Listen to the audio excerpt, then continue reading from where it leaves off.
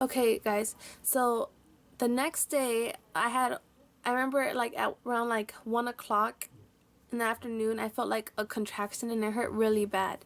But it was just one contraction. I didn't get another one at all after that. So I didn't think anything of it, you know?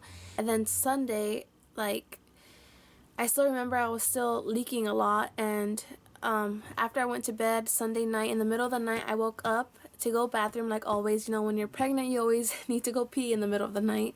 So I got up, and it was like around 3 o'clock in the morning or so, and I remember feeling my pants really wet, and I thought I had peed myself because it wasn't like super wet, but it was like wet, you know, like, but it wasn't super wet for me to think that my water broke. So anyways, I got up, I went to the bathroom, changed my pants, went back to bed, and then the next morning, which was already Monday, Monday, May, whoops, I have a calendar that I'm looking at. So it was Monday, May 16th. I remember I called my mom because that morning I was still leaking. It was happening more than usual that morning. And I called my mom and I told her about it, what she thought about it. She told me that I should go and get checked out just to make sure that it wasn't my water that had broken. So I was like, okay. And I remember that day, because Robert used to have Mondays and Tuesdays off. So I remember that day was his day off. And we were actually going to go out to see a movie. I forgot what movie it was. I think it was an X-Men movie that we were going to see. And I remember us saying like, oh yeah, well, you know, we'll go see a movie and we'll go get some lunch. This will be like our last date before having a baby, you know, before having someone else in our lives that we have to take care of. I just got ready real quick. I just took a body shower. I just had mascara on. My hair was just in a ponytail, just wearing a shirt and just sweats. And we went to the hospital. Like, this was like around noon, and we basically just went to double check that I just peed myself, you know, because my mom wanted me to go and get checked. So we go to the hospital. I tell them that I'm pregnant, I need to be seen, and I told them that I just want to make sure that my water didn't break, because I wasn't sure. I wasn't having contractions or anything, guys. Like, I wasn't in any pain at all.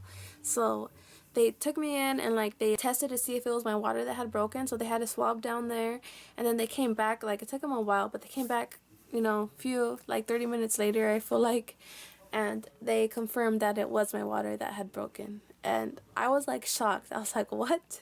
And by this point I was 38 weeks and 6 days pregnant at this point. So I was shocked. Like, I didn't think that was my water that had broke because I wasn't in any pain at all. And so after that, they admitted me to the hospital and they were like, okay, you're not leaving here until you have this baby. They took me to the room, and I just remember thinking how this was crazy. Like, I couldn't believe that I was, you know, that the next time I left the hospital that I was going to have my baby in my arms already. I was going to see Elijah and meet him, and I was like excited and nervous and like in disbelief. And I remember, luckily, like the week before, I had my hospital bag packed. I had mine packed, and I also put stuff in there for Robert. And then I had Elijah's packed also. So I was already set, but we didn't have his car seat, the hospital bags with us. They were here at the house because, like I said, we were just making sure that I had peed myself and that it wasn't my water that had broken. But of course, it ended up being the opposite. My water did break.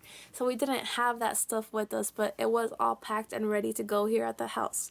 So Robert told his mom that my water had broken, and she left work. She came to the house, picked up our hospital bags and the car seat, and then went to the hospital. I called my mom and told her also, and she had to drive from out of town. She didn't come right away because she knew that I wasn't going to have the baby anytime soon, so she kind of took her time getting here because she had to wait for her boyfriend to get off work and stuff like that. So yeah, guys. And so since my water had broken, but I wasn't in active labor, they had to put me on Pitocin, and Pitocin is something that basically like jump starts your labor, you know. So they had me on that, and I was like, the week before when I went to my doctor's appointment, I was only dilated to like 1 centimeter. When I was at the hospital that day, I was at 1.5 centimeters. So I wasn't dilated very much. So they had me on Pitocin, and I wasn't allowed to eat anything. And I remember that I was hungry because I hadn't eaten at all yet that day. Like, I didn't have breakfast or anything because we were supposed to go out to lunch and go to this movie. But that never happened. I remember I was hungry, I wasn't allowed to eat, I wasn't allowed to get up out of bed and move around because I was hooked up to the Pitocin, and they also had me hooked up to a IV, and they also had like my belly monitoring Elijah.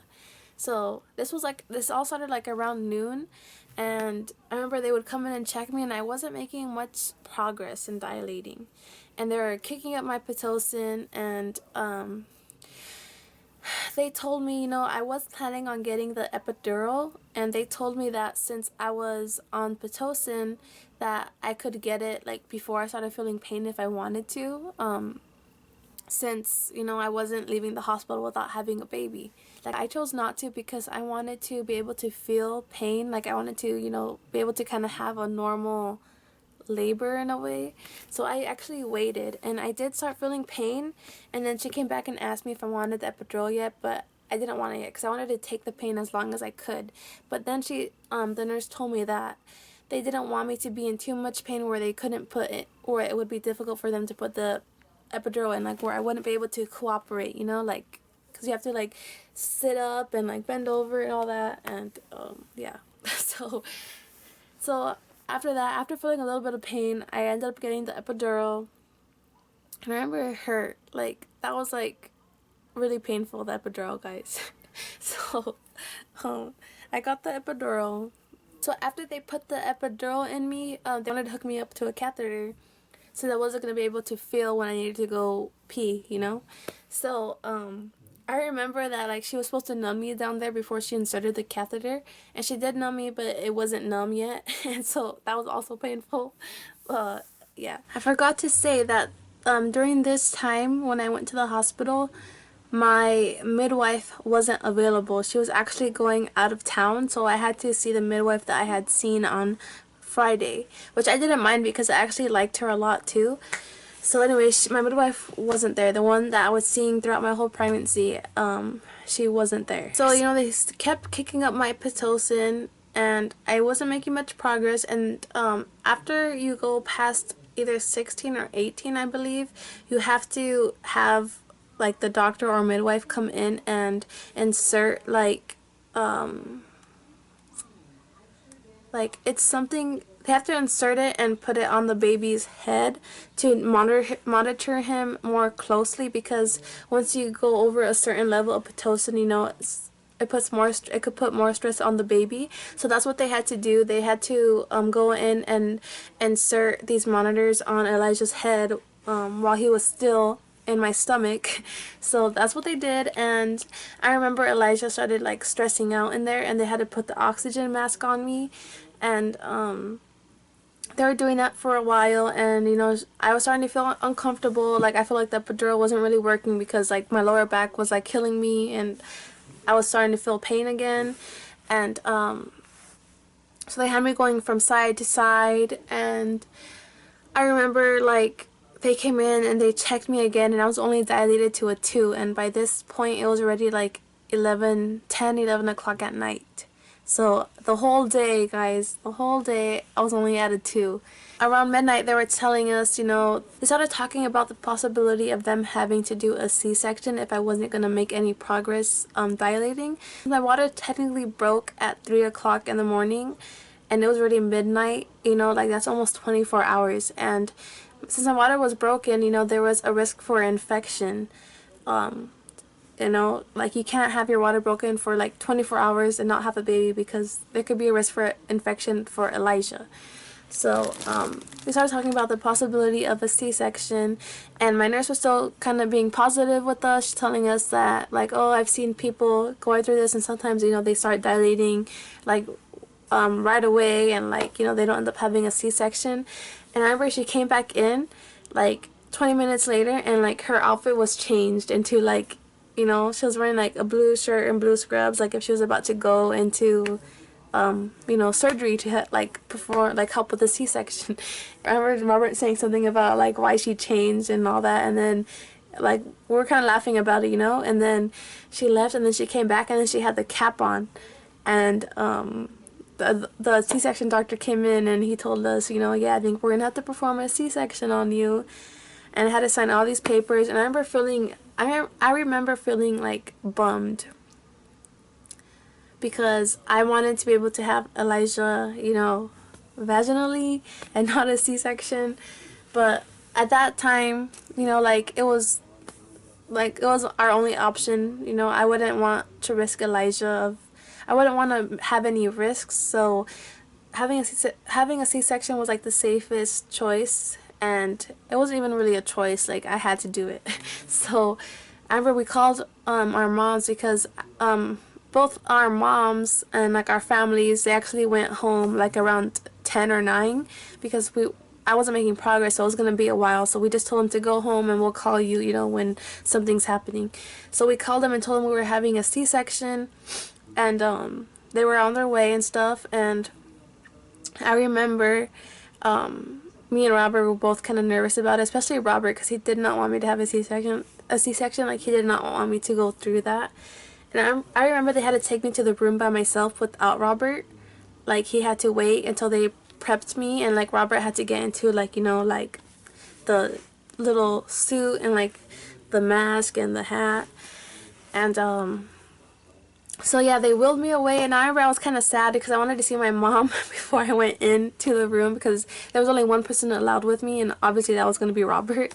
And but I wanted to see my mom before I went in to have a C-section. Like, I wanted to hear her like give me some words, like just help me through this. Just tell me something to make me feel better, pretty much. But she didn't make it in time. They wheeled me before she got there. But she did see Robert before he entered the room. But I remember being in there, and it was really cold in there. Like, I remember I was freezing. Like, and they had to do it's not an epidural. I forgot what it's called.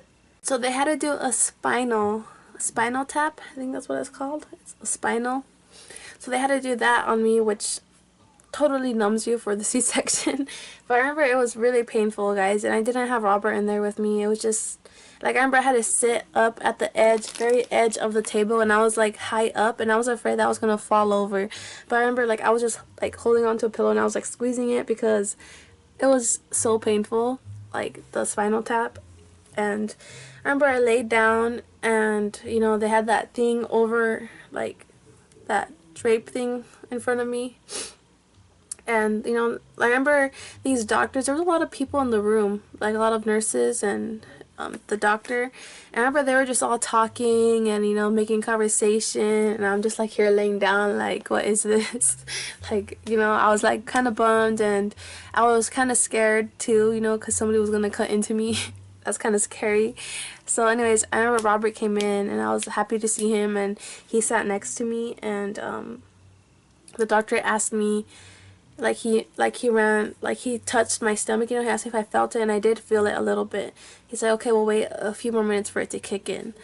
And, Robert was just talking to me, and then I remember they started, and, yeah, so they started performing the surgery, because there was I think he was a nurse. He was behind me, and he was maybe he was an anesthesiologist, now that I think about it. But he was telling me that they were getting started already, and I was like, okay. And Robert was just trying to talk to me, and I remember I was just there, and like, I remember Robert saying, like, he kept being concerned for me, like asking me if I was okay and all that. And I remember like them saying like, okay, we're gonna pull him out, and like they were pulling him out. I remember like feeling my body like yanking when they were like pulling him out.